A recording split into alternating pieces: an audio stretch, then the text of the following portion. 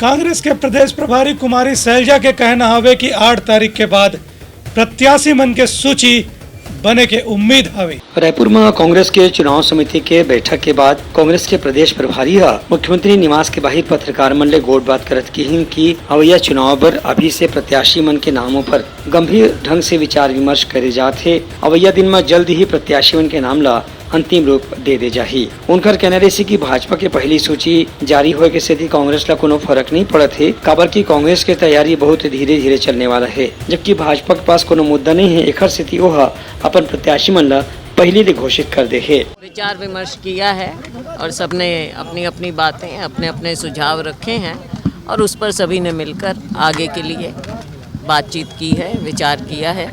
आगे जो भी बात होंगी, ठोस बात जो भी होंगी, हम आपके सामने रखेंगे। बीजेपी के पास कुछ और कहने को नहीं है, वो हमारे बारे में ही ऑब्सेस्ड हैं, तो हमें कोई चिंता की बात नहीं है। कांग्रेस पार्टी अपने हिसाब से ढंग से सोच समझकर आपस में एक सौहार्दपूर्ण माहौल में हम सभी बैठकर बातचीत करते हैं और कंसेंसस बिल्डअप करके हमारे फैसले होते हैं।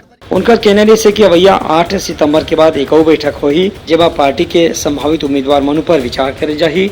एक बाद पार्टी के उम्मीदवार मन के नाम के घोषणा करे जा सकत है। ब्यूरो रिपोर्ट, उतलंघा न्यूज।